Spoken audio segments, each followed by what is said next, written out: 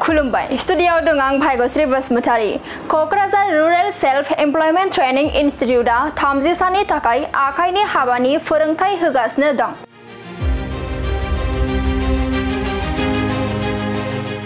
कक्राझार सहरनि बेदलांबारियाव थानाय इउको बेंकजों हेफाजाब होनाय Kokrajhar rural self employment training इन्स्टिट्यूटआव गुबुन बोसोराव लाबोबाय थानाय बायदि देग्लायबो गुबुन आयदानि सायाव फोरोंथाय होगासिनो दं। मख'नो गोनांदि बे फसंथाना आसार बानायनाय, मैखुन बानायनाय, ममबाति बानायनाय, धुपकाथि बानायनाय, बिउटि पार्लर, न' बानायनाय आरो गुबुन आयदानि सायाव ट्रेनिं होबाय थानाय जायो। बे फसंथानाव जाय स्किल्स लानो गोसो दं बिथांमोना बेसेन नाङाजासे थानाय जानाय गासै सुबिदाफोरजों लोगोसे ट्रेनिं लानो हागोन आरो बिथांमोननो ट्रेनिं जोबखांनायनि उनाव गांसे फोरमानलाइबो होनाय जायो। मख'नो गोनांदि बे रुरेल सेल्फ एमप्लयमेन्ट ट्रेनिं इन्स्टिट्यूटआव थांनाय 4 आगस्तनिफ्राय 2 सेप्तेम्बरसिम मेसनरी एन्ड कनक्रिट वर्क्सआ ट्रेनिं खुंफुंगासिनो आरो बे आयदानि सायाव आरएमटिनिफ्राय डमेन स्किल्स ट्रेनार महरै देरहासार ब्रह्म बिथाङा ट्रेनिं होगासिनो दं। थारैनो गोबां सुबुंफोरा बेकार थायालासे बेबादि मोजां स्किल्सनि खाबुफोरखौ लाफैनो थाखाय Kokrajhar rural self employment training इन्स्टिट्यूटनि डाइरेक्टर महेश्वर मुसाहारि आरो फेकाल्टी सम्पत साहाया खौरांनि गेजेरजों खावलायहरो। बे हाबाफारियाव आसाम स्टेट रुरेल लाइभलिहुड्स मिशननि district project manager Bichitra Narzary बिथाङाबो बाहागो लायो। दा जोंनि training RMT means rural mason training सोलिगासिनो दं। बियो थांनाय 4 तारिख आगस्तनिफ्राय जागायदों आरो 2 तारिख सेप्तेम्बराव जोबहैगोन। बिनि दुरेसन पिरियडआ जाहैबाय 240 आवार्स आरो डे हिसाबावबा बियो 30 डेज। जोंनि बे RCT rural self employment training इन्स्टिट्यूटआव गोबां रोखोमनि कर्स आलदा ट्रेनिं लानाय जायो। बे ट्रेनिंआव जायफ्रा लानो इन्टारेस्टेड बिसोरो लानो हाफैगोन। जोंनि ट्रेनिं सेन्टारावहाय free of cost boarding, lodging and boarding दङ, जानाय फ्री आरो परिखाखौ मोजाङै होखांनानै पास जायोबा सार्टिफिकेट मोनगोन नेचारनिफ्राय जोंनि आरो ब्रान्चनिफ्राय मोनसे मोनगोन। बे सार्टिफिकेटफ्रा लाइफआव जोबोद इम्पर्टेन्ट, मानोना आजिखालि सार्टिफिकेट नङाबा खामानिफोरखौ मावनायाव एसे उसुबिदा।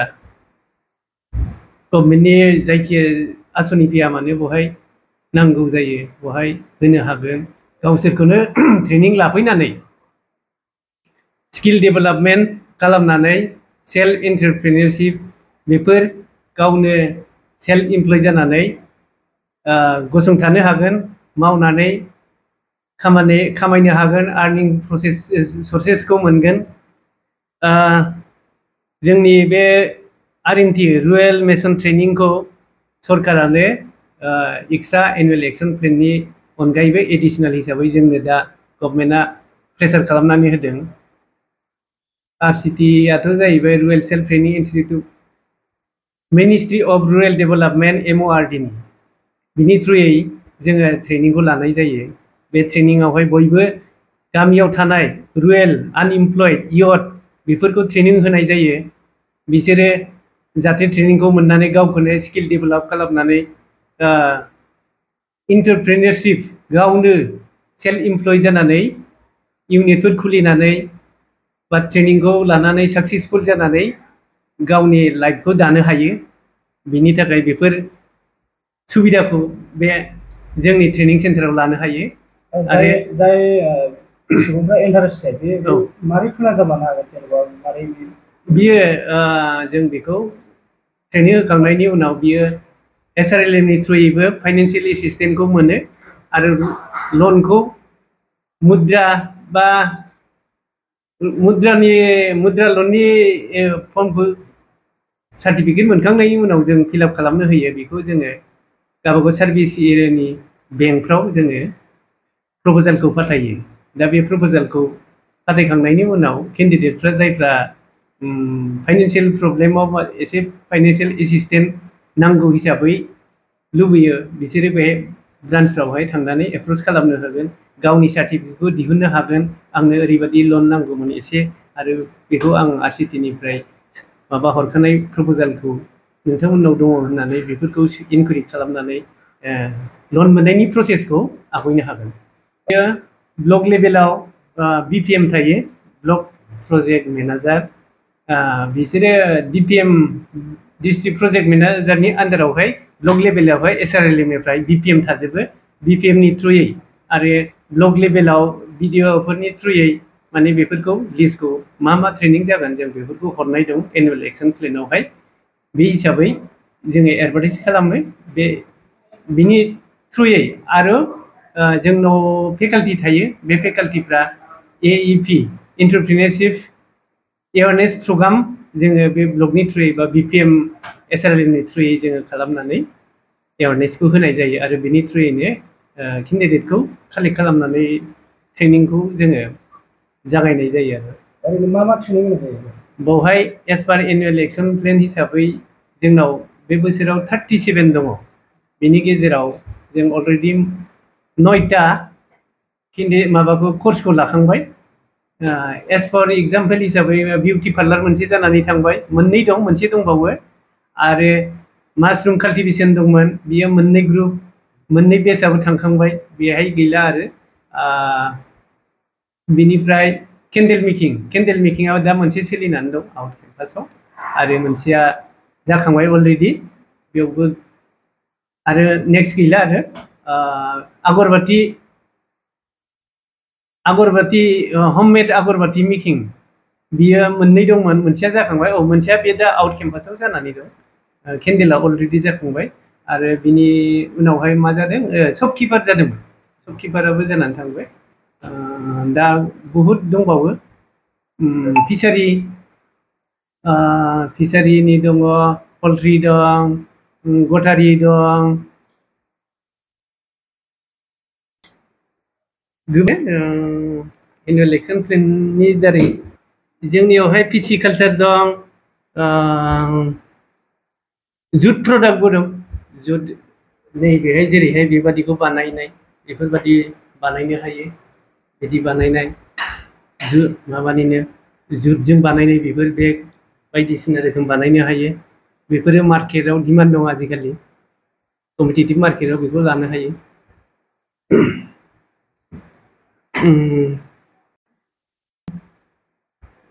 फास्ट फुड दङ वमेन्स टेलरिं दं बेयो जानांगौ दं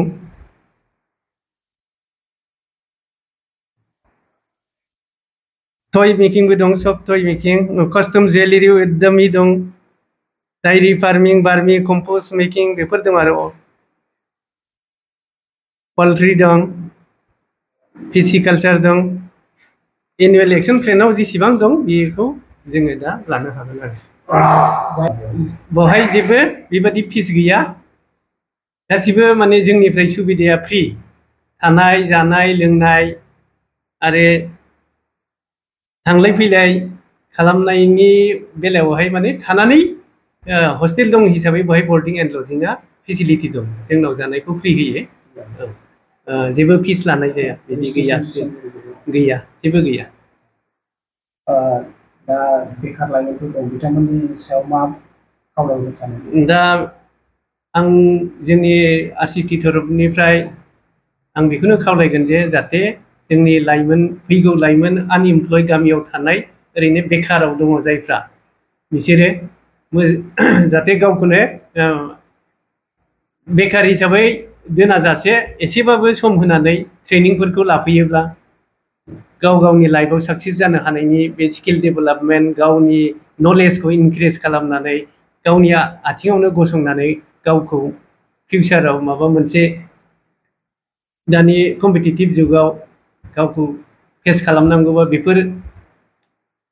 साख्रियाथ' जाखायानो आजिखालि साख्रि क्रिएट पस्ट क्रिएट माबा बेफोरबादिनि जेबो सुबिदा गैला दा बेखायनो गभर्नमेन्टआ बेखौ गोबां स्ट्रेस होदों जाहाथे बयबो लाइमोनफ्रा गावनो इन्टारेस्ट लानानै बेफोर ट्रेनिंखौ लानानै गावखौ लाइफआव साक्सेसफुल खालामो बेखौनो आं खावलायगोन আমার এইটো ট্রেনিংটো 1 মান্থ হ'ব মেচিনারির উপর ট্রেনিং টোটাল 4 তাৰিখ আমাৰ পৰা আৰম্ভ হৈছে আমাৰ ছেপ্টেম্বৰৰ 2 তাৰিখ ট্ৰেইনিংটো শেষ হ'ব total 30 days training to machinery work machinery contract work মানে মেশিনারির উপরে যেটা আপনার রাজমিস্ত্রি মানে বনার কারণে রাজমিস্ত্রি মানুহবিলাক ইয়াতে হওয়ার কারণে ট্রেনিংটো দেওয়া আছে government of India ministry of rural ডেভেলপমেন্টের পৰা এই ট্রেনিংটোৰ কাৰণে বিচাৰিছে এইটো কাৰণে অল ওভার ইন্ডিয়াতে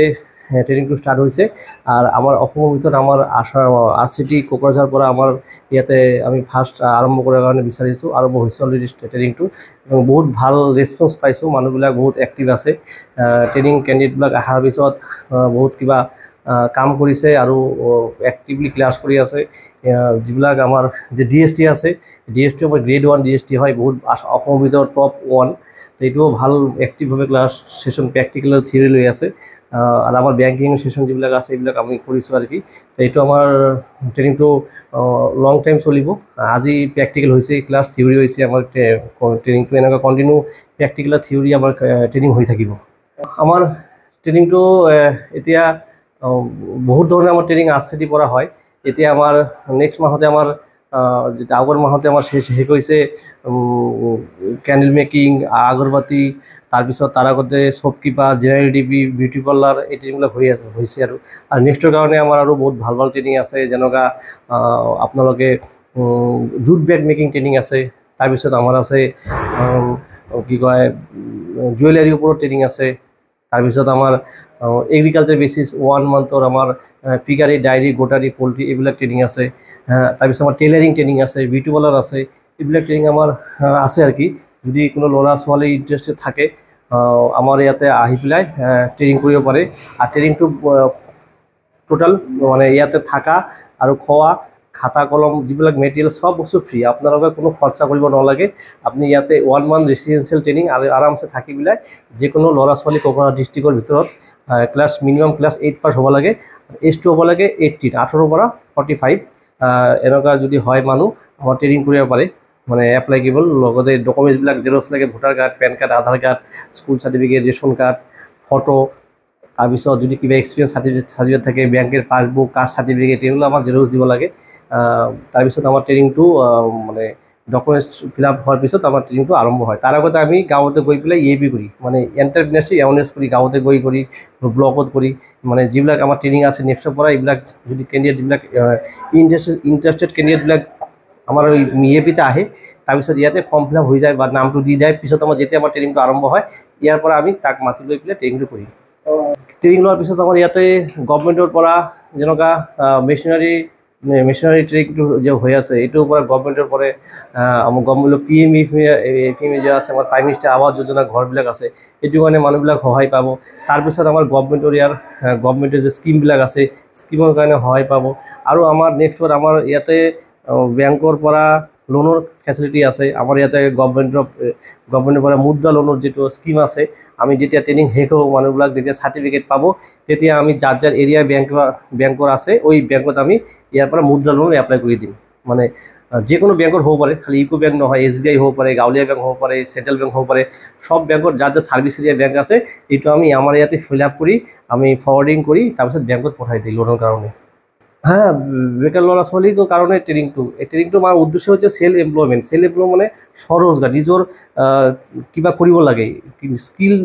ইয়াতে স্কিল হয় ইয়াতে শিকিব বস্তুটো পিছত নিজৰ জীৱনত নিজৰ লাইফত ওই কামটো কৰি পেলাই মানুহটো আগবঢ়াইব এইটো আমাৰ উদ্দেশ্য হয় যিবিলাক মানুহ আমাৰ ইয়াতে বহুত মানুহ ট্রেনিং লৈ পেলাই সাকসেস হৈছে ডাঙৰ ডাঙৰ বিজনেস কৰি আছে মাছৰুমৰ ওয়ার্কার আছে আমাৰ আগৰবাতি ওয়ার্কার আছে আমাৰ টেইলারিং ওয়ার্কার আছে বিউটি পার্লার আছে বহুত কিবা আমাৰ কাম কৰি পেলাই সাকসেস হৈছে আমি যাই গাঁৱতে ভিজিট কৰাৰ কাৰণে এনেকুৱা নহয় ট্রেনিং শেষ হৈছে আমাৰ কামটো সেইটো নহয় ইয়াৰ লগত আমি কন্টিনিউ 2 ইয়ার্স ইয়াৰ লগত ফলো আপ কৰি ভিজিট কৰি ফিল্ড ভিজিট কৰি কি প্রবলেম আছে অসুবিধা আছে হ্যাঁ তাৰপিছত তুমি যিবিলাক মানুহ সাকসেস হৈ যায় দোকান কৰি আছে বিজনেস কৰি আছে ইয়াৰ ঘৰতে গৈ পেলাই ফটো মাৰি তাৰপিছত ইয়াতে ৰিপোর্ট লৈ আহি আমি হ্যাঁ ইয়াৰ লগত কানেকশন আমাৰ সদায় থাকি যায় মানুহবিলাকৰ কাৰণে আর একটা কথা হৈছে আমাৰ এইটো ইউকো ব্যাংকৰ ট্রেনিং সেন্টার হয় ট্রেনিং সেন্টারের নাম হৈছে ইউকো RCT মানে rural self employment training institute एटू माने government of India ministry of rural डेवलपमेंटर आन्डारत है और लगते आमार बैंक स्पन्सर करे इको बैंक माने एव्री आमार सब इंडियातेई आछे एव्री डिस्ट्रिक्टते ट्रेनिंग सेंटारबिलाक आछे हाँ आमार कोकराझारर जेमन आरसीटी आछे आमार এই কোকরাঝার যে आरसीटी আছে এই आरसीटी মানে বহুত মানুষ আপনাদের গুগলে চাই পেলাই গম পাব বা ইউটিউবত আছে তাও আমি কৈ দিয়ে আছো আপনাদের এই ট্রেনিং সেন্টারটা হচ্ছে কোকরাঝার বেদলাংবাড়ি কোকরাঝার বেদলাংবাড়ি গ্যান্ডাবিল রোড ইয়াতে আপনাদের আহি পেলাই আমার অফিসত আহিব পাৰে যদি বেকাৰ ল'ৰা ছোৱালী যিবিলাক আছে আপোনালোকে ঘৰত বহি না থাকিব আমাৰ অফিসত আহক আমি আপোনালোকে কি লাইফৰ কাৰণে কি ট্ৰেনিং বিলাক আছে আমি ডিসকাস কৰিম বহুত ভাল ভাল ট্ৰেনিং আছে আপোনালোকে ইয়াতে থাকি পেলাই আৰামছে আমার UCO bank rural self employment training ইনস্টিটিউটত ট্রেনিং করক এটি মই আপনাদের রিকোয়েস্ট করে আছো আমি আপনাদের যদি ইয়াতে আহক আমার কামটো হয় আপনার হেল্প করার কারণে আপনি যদি সেল্ফ এমপ্লয়মেন্ট হয় আপনার আমার ট্রেনিং সেন্টারে এটি উদ্দেশ্য আমার ভারত সরকারের এটি উদ্দেশ্য তাহলে আপনি আহক ইয়াতে সব বস্তু ফ্রি কোনো এক্সট্রা কোনো চার্জ দিব না লাগে গভর্নমেন্ট অফ ইন্ডিয়া পৰা রেসিডেন্সিয়াল ট্রেনিং হয় খাওয়া রাতি ডিনার লাঞ্চ আমার সব বস্তু ব্রেকফাস্ট সব বস্তু ইয়াতে ফ্রি আমার ট্রেনিং ক্লাসের মেটেরিয়ালসবিলাক যে প্র্যাকটিক্যাল হ'ব সব বস্তু ফ্রি আপনার কোনো এক্সপেন্সেস নেই আপনার এটু মই কৈ আছো যে আপনার লগত আহি পেলাই ট্রেনিংটো কৰক এটু আপনার লগত আমি রিকোয়েস্ট কৰি আছো